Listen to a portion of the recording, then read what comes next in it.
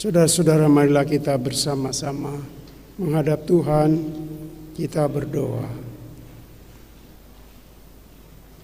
Tuhan yang maha baik, cinta kasih-Mu senantiasa menjadi bagian hidup kami. Setiap hari yang kami lewati, kami merasakan di sana hadir cinta kasih Tuhan. Dan hingga pagi ini, dalam ibadah ini, kami pun tetap merasakan cinta kasih-Mu. Dan ketika dalam ibadah ini kami hendak mendengar kiranya firman ini, Tuhan sampaikan kepada kami masing-masing, supaya hidup kami diwarnai oleh semangat dan spirit firman Tuhan. Berilah kami telinga yang mau mendengar, hati yang mau menerima, dan tekad yang mau melaksanakan. Dalam nama Tuhan Yesus kami berdoa. Amin. Saudara-saudara, bacaan diambil dari kitab Nehemia pasal 8 ayat 1 sampai 13.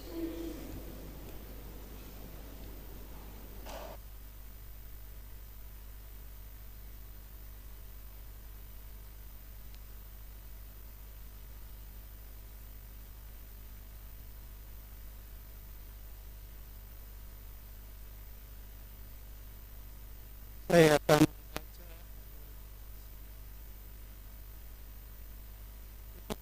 tiba bulan yang ketujuh, sedang orang Israel telah menetap di kota-kotanya. Maka serentak berkumpullah seluruh rakyat di halaman di depan pintu gerbang air. Mereka meminta kepada Ezra ahli kitab itu, supaya ia membawa kitab Taurat Musa, yakni kitab hukum yang diberikan Tuhan kepada Israel. Lalu pada hari pertama bulan yang ketujuh itu, Imam Ezra membawa kitab Taurat itu ke hadapan jemaah, yakni baik laki-laki maupun perempuan, dan setiap orang yang dapat mendengar dan mengerti. Ia membacakan beberapa bagian daripada kitab itu di halaman di depan pintu gerbang air, dari pagi sampai tengah hari, di hadapan laki-laki dan perempuan, dan semua orang yang dapat mengerti. Dengan penuh perhatian, seluruh umat mendengarkan pembacaan kitab Taurat itu. Ezra, ahli kitab itu, berdiri di atas mimbar kayu yang dibuat untuk peristiwa itu. Di sisinya, sebelah kanan berdiri Matika, Sema, Anaya, Uria, Hilkia, dan Maaseya. Sedang di sebelah kiri berdiri Pedaya, Misael, Malkia, Hasum, Hasbadana, Zakaria, dan Mesulam. Ezra membuka kitab itu di depan mata seluruh umat, karena ia berdiri lebih tinggi dari semua orang itu. Pada waktu ia membuka kitab itu, semua orang bangkit berdiri. Lalu Ezra memuji Tuhan, Allah yang maha besar, dan semua orang menyambut dengan amin, amin, sambil mengangkat tangan. Kemudian mereka berlutut dan sujud menyembah kepada Tuhan dengan muka sampai ke tanah. Juga Yesua, Bani, Serebia, Yamin, Akub, Sabetai, Hodia, Maaseya, Kelita, Asaria, Yozabat, Hanan, Pelaya, yang adalah orang-orang Lewi, mengajarkan Taurat itu kepada orang-orang itu, sementara orang-orang itu berdiri di tempatnya. Bagian-bagian daripada kitab itu, yakni Taurat Allah, dibacakan dengan jelas, dengan diberi keterangan-keterangan, sehingga pembacaan dimengerti. Lalu Nehemia, yakni kepala daerah itu, dan Imam Ezra, ahli kitab itu, dan orang-orang Lewi yang mengajar orang-orang itu, berkata kepada mereka semuanya, "Hari ini adalah kudus bagi Tuhan Allahmu. Jangan kamu berduka cita dan menangis." Karena semua orang itu menangis ketika mendengar kalimat-kalimat Taurat itu. Lalu berkatalah ia kepada mereka, "Pergilah kamu, makanlah sedap-sedapan, dan minumlah minuman manis, dan kirimlah sebagian kepada mereka yang tidak sedia apa-apa. Karena hari ini adalah kudus bagi Tuhan kita. Jangan kamu bersusah hati, sebab sukacita karena Tuhan, itulah perlindunganmu."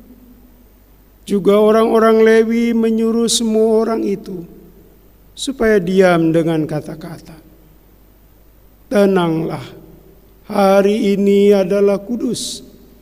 Jangan kamu bersusah hati." Maka pergilah semua orang itu untuk makan dan minum, untuk membagi-bagi makanan dan berpesta ria, karena mereka mengerti segala firman yang diberitahukan kepada mereka. Sampai di sini pembacaan firman Tuhan. Berbahagialah setiap orang yang tidak hanya mendengar, tetapi juga menjadi pelaku firman Tuhan. Haleluya.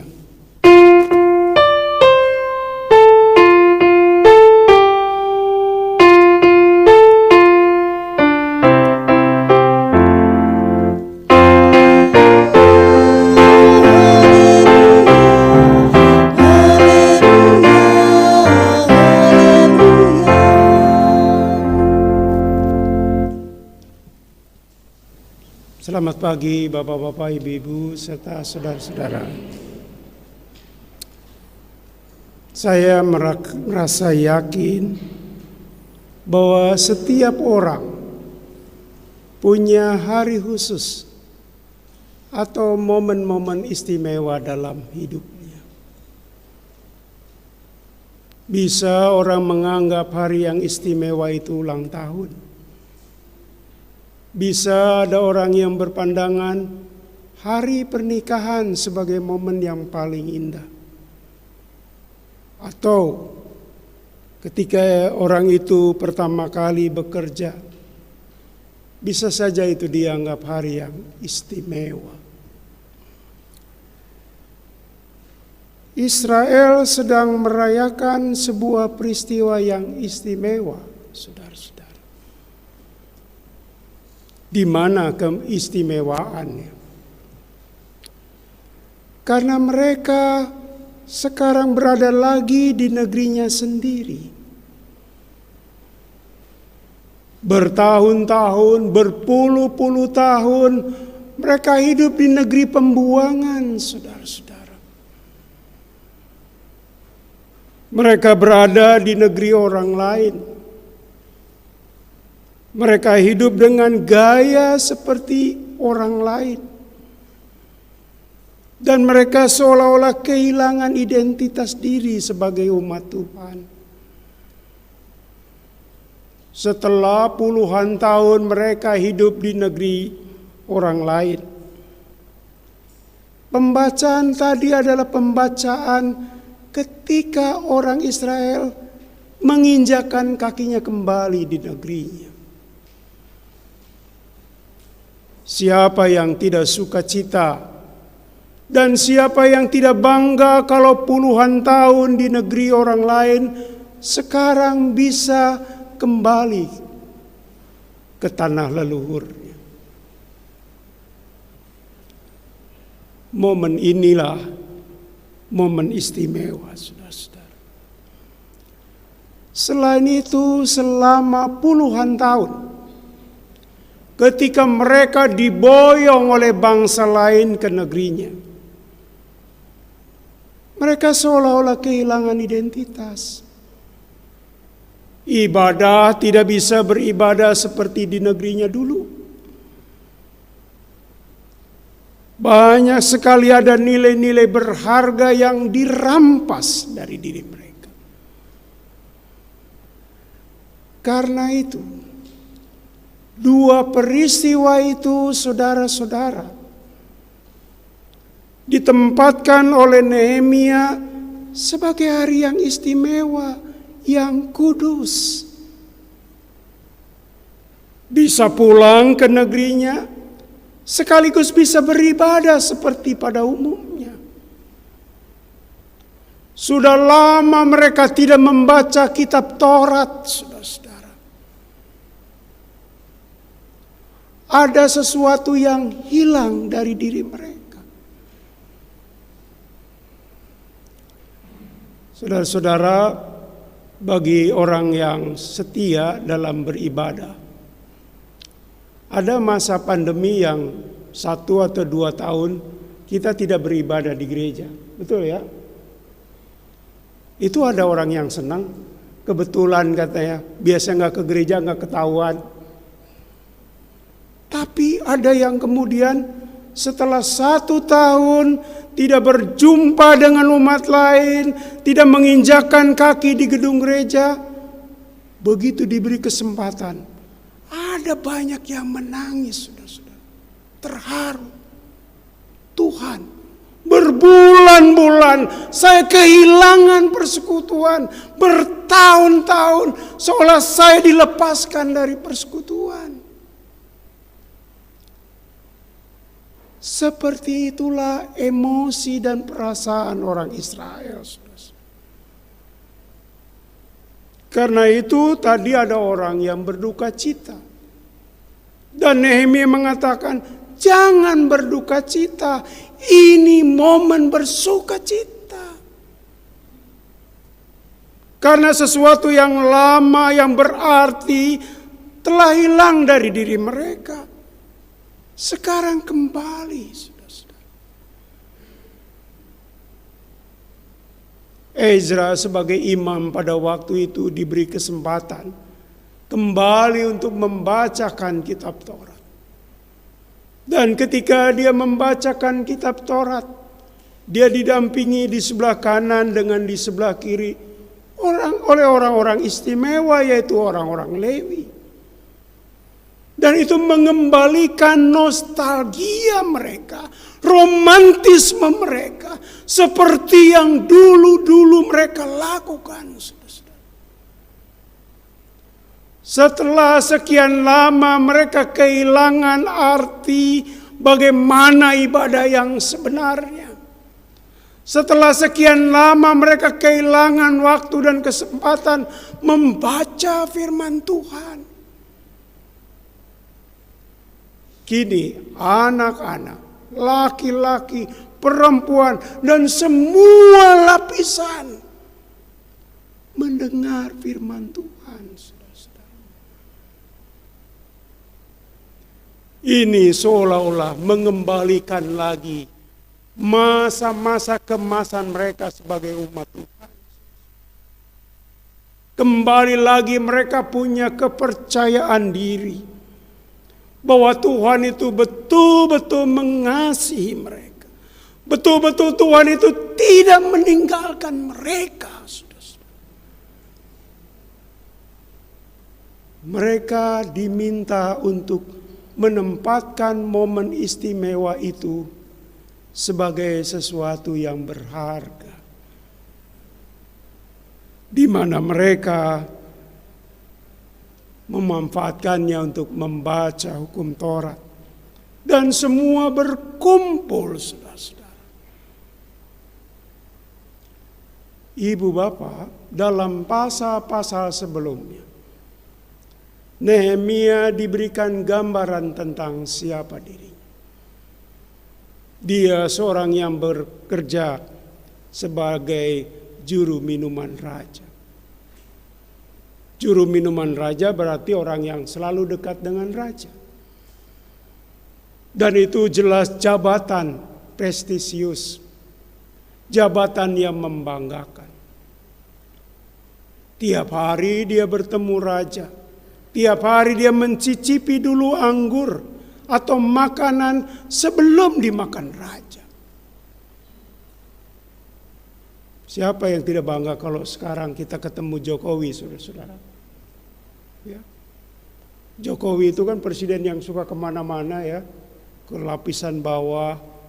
Ya, saya sempat menonton medsos.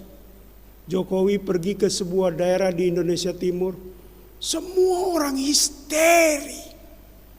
Karena dalam pengalaman hidup mereka belum pernah melihat sosok presiden di depan mata mereka. Mereka histeri, mereka bangga. Apalagi Nehemia, tiap hari dia bertemu raja. Jadi jabatan yang membanggakan. Tapi apa yang terjadi? Dia tinggalkan, saudara-saudara. Untuk apa?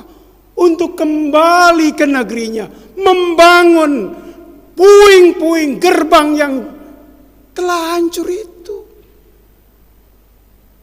Jadi setelah bangunan itu pulih kembali, dibangun kembali, maka sekarang ditata kehidupan keagamaannya. Jadi Nehemia bukan hanya berpikir bagaimana secara fisik dikembalikannya kebanggaan orang Israel, tapi juga kebanggaan sebagai umat Tuhan. Ibu bapak, berdasarkan firman Tuhan ini saya ingin mengajak saudara untuk merenungkan beberapa hal. Yang pertama, orang Israel supaya kembali lagi kepada akar imannya, ketaatan mereka, kesetiaan mereka harus dibangun kembali dan berakar pada kebaikan Tuhan.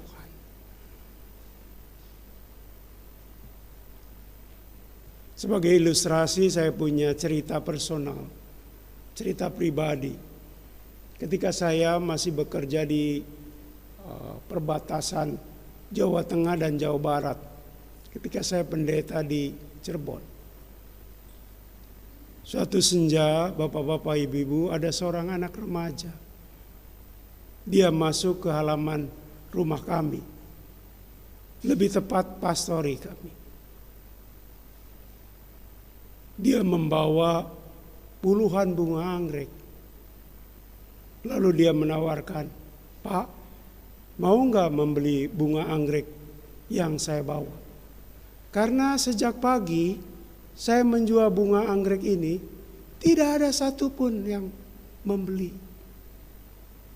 Ya namanya pendeta, orang minta tolong, lalu saya kemudian menanyakan harganya. Setelah sepakat, saya membeli. Saya ingat pertama saya membeli 10 tangkai. Anggrek itu dibungkus oleh pisang itu, pelepah pisang, dan bunganya itu indah sekali. Dalam hati saya akan membuat kejutan untuk istri saya. Supaya besok pagi begitu dia membuka mata, oh di depannya ada bunga anggrek, saudara-saudara. Jadi saya membeli 10 anggrek, diam-diam saya taruh, saya sembunyikan. Setelah saya membeli, penjual, anak remaja itu pergi. Sekitar jam 8 atau jam 9, dia datang lagi. "Pak, mau nggak membeli lagi bunga anggrek? Saya sudah putar-putar, nggak ada yang mau beli, Pak." Waduh, kesian juga. Saya tanya ada berapa? Ada 40 tangkai, Pak. Waduh, banyak sekali. Tapi saya pikir tidak salah kalau membahagiakan istri sekali-kali. Harusnya berkali-kali maksudnya kan. Lalu saya membeli. Jadi malam itu saya membeli 50 tangkai anggrek. Pagi-pagi sekali karena pastori kami tidak jauh dari pasar. Saya pergi ke pasar, saya membeli pot, ya, 50 buah. Terus saya membeli arang. Ya, saya dengan berjeri lelah. Lalu saya pasang di teras rumah 50 pot itu. Saya masukkan arangnya. Lalu saya buka satu-satu bunga anggrek itu. Anggrek yang pertama saya buka. Begitu saya buka, nggak ada akarnya. Loh, gitu. Oh mungkin dia lupa. Saya buka lagi yang kedua, nggak ada akarnya. Sampai 50 pohon itu tidak ada akarnya, saudara-saudara. Lalu dengan menghibur biarlah. Lalu saya tetap pasang itu. Tanam 50 tangkai anggrek itu. Dan memang bagus sekali. Tapi 3 hari kemudian layu, saudara-saudara. Tidak tahan. Keindahannya hilang. Kenapa? Nggak punya akar. Jadi ketaatan Anda, ketaatan saya, kesetiaan Anda, kalau tidak berakar pada kebaikan Tuhan, ketaatannya temporary, sementara. Tapi kalau kita berakar pada kasih Tuhan, apapun yang terjadi, kita tetap setia, saudara-saudara. Apapun yang namanya pandemi, apapun yang namanya penderitaan, tidak akan mengalahkan kesetiaan kita. Kalau kita menghayati betapa baiknya Tuhan dalam hidup kita. Jadi orang Israel diminta kembali menjadi umat yang berakar kepada kebaikan Tuhan yang mengembalikan mereka dari tanah pembuangan ke negerinya sendiri. Saudara, orang yang setia berakar itu sering terbukti akan selalu punya daya kekuatan. Saya cerita lagi ya, ini banyak ceritanya nih. Tapi bukan cerita pribadi, cerita seorang warga majelis jemaat, sekarang warga jemaat. Waktu saya bekerja di Rehoboth, ada majelis jemaat yang rajin sekali. Ibu bapak, kalau warga Rehoboth itu jauh-jauh. Ada yang di Cikarang paling sana, paling timur. Lalu ada yang di Tangerang. Nah majelis ini tinggalnya di Japos. Ya. Jakarta pojok sekali katanya. Saking jauhnya. Tapi saya lihat hari Minggu dia bergereja. Karena dia laki-laki, hari Senin dia ikut paduan suara. Hari Rabu ikut KRT. Ya. Hari Jumat dia ikut rapat. Saya bingung, nih bapak ini kok rajinnya mengalahkan pendeta nih. Kalau pendeta kan pinggir gereja ya. Kalau dia kan di Japos. Lalu saya suatu saat tanya, apa resepnya? Saya tanya, Pak, bapak itu kok rajin sekali jadi majelis? Nggak dibayar, betul kan? Nggak dibayar Ibu? Udah pernah dapat honor belum? Oh belum ya. Ya honornya lain lagi ya. Saya tanya, apa resep? Begini Pak, dia bilang. Suatu hari saya membawa mobil, dia cerita. Lalu tiba-tiba seperti ada serangan jantung. Padahal dia bawa mobil berbahaya sekali.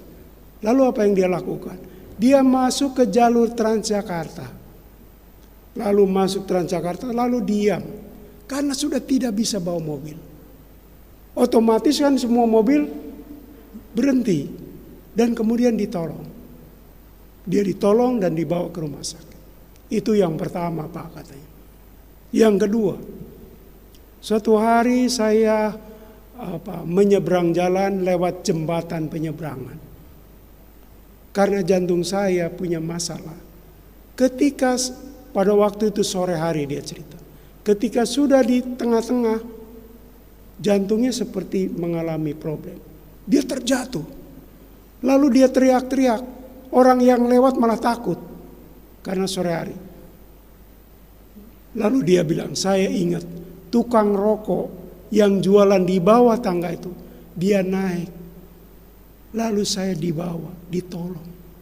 Dua hal ini yang tidak saya bisa lupakan. Betapa baiknya Tuhan. Dan sejak itu saya rajin, saya setia. Karena kebaikan Tuhan. Jadi sekali lagi kebaikan Tuhan sebagai fondasi iman dan ketaatan. Tidak hanya mendengar, tetapi juga menjadi pelaku firman, saudara-saudara. Jadi saya percaya Anda hadir saat ini karena Anda punya pengalaman disentuh kasih Tuhan. Dengan keragamannya, dengan keperbagaiannya, dengan segala variasinya, saudara-saudara. Catatan yang kedua dan terakhir. Saudara-saudara, orang Israel diminta untuk mendengar. Supaya mereka peduli tentang firman Tuhan. Supaya mereka mencamkan tentang firman Tuhan. Sehingga firman Tuhan itu mewarnai semua yang mereka lakukan. Peduli berarti care. Peduli berarti memberi perhatian. Kita peduli terhadap Tuhan, tapi penting juga kita peduli terhadap sesama. Menutup khotbah ini, saya membaca di Google sebuah inspirational story tentang tikus dan kawan-kawan. Ceritanya begini, Ibu Bapak. Ada seorang petani yang di rumahnya itu ada beberapa binatang. Yang pertama itu tikus. Ini yang sangat mengganggu Pak petani. Yang kedua ayam. Yang ketiga itu babi. Yang keempat itu sapi. Pak petani karena galaunya dengan ulah si tikus. Suatu hari dia membuat perangkap. Tikus melihat Pak petani membuat perangkap. Sekarang dia yang galau. Dia yang resah. Lalu dia bertanya dan minta tolong pada ayam. Ayam, ada bahaya. Pak petani membuat perangkap tikus. Lalu ayam itu bilang, itu kan perangkap untuk kamu, bukan untuk aku. It is your business. Itu urusanmu. Apa peduliku dengan kamu? Lalu tikus itu dalam kerisauannya pergi ke babi. Babi ada hal yang membahayakan. Sejak kemarin Pak petani memasang perangkap tikus. Ternyata si babi itu responnya juga sama dengan ayam. Tikus, mana bisa perangkap itu mengganggu aku yang tubuhnya lebih besar dari kamu. Itu nasib kamu. Apa peduliku? Lalu tikus itu berharap masih ada satu temannya, yaitu sapi. Dia pergi keluar dan dia mengeluhkan apa yang dia lihat dan dia ceritakan. Ternyata sapi juga sama. Tikus, tabahlah. Itu nasib kamu, bukan untuk aku. Suatu malam, bapak-bapak, ibu-ibu, ada seekor ular memasuki dapur. Dan kemudian tanpa disengaja, ekor ular itu terkena perangkap tikus itu. Sehingga ular itu kemudian membuat keberisikan di dapur. Lalu istrinya Pak petani ingin tahu ada apa. Dia pergi ke dapur. Dan ternyata ketika itu gelap, ketika dia melangkah di dapur, ular melihat ada satu gerakan dan secara refleks dia menggigit kaki istri petani itu. Dan esoknya istri petani itu mengalami demam. Lalu makanan apa yang cocok untuk orang yang sakit demam? Pak petani itu tahu, sop ayam. Lalu saudara-saudara, Pak petani itu bilang ke anaknya, tolong potong ayam kita untuk ibumu supaya cepat sembuh. Maka ayam yang bilang aku tidak peduli dipotong, saudara-saudara. Lalu dimakan sop itu oleh istrinya. Tapi ternyata tidak memberikan efek penyembuhan. Akhirnya istri petani itu tetap sakit berhari-hari. Lalu para tetangga mendengar istri petani sedang sakit. Sebagai tetangga-tetangga yang baik mereka datang. Lalu petani berpikir dalam hati, waduh, kalau tetangga datang nggak enak kalau tidak dijamu. Maka apa yang terjadi? Anakku, potonglah babi kita supaya diberi makan tamu-tamu kita. Babi yang mengatakan itu nasibmu. Sekarang nasib dia yang dipotong, saudara-saudara. Saudara-saudara, malang tidak bisa ditolak. Istri petani meninggal. Akhirnya saudara-saudara yang jauh dari Tarutung, ya, dari Jawa, dari Kalimantan datang. Masa nggak dikasih makan? Sapinya, saudara-saudara. Akhirnya sapi mengatakan, itu jebakan untuk kamu, tidak ada kaitannya dengan. Ternyata dia dipotong. Saudara, kalau ada orang punya masalah, jangan katakan itu urusanmu. Atau gereja punya kebutuhan, itu urusan gereja bukan urusanku. Siapa yang tahu? Ternyata justru itu merugikannya. Marilah kita belajar peduli, care terhadap firman Tuhan, terhadap kehidupan iman. Tuhan memberkati. Amin.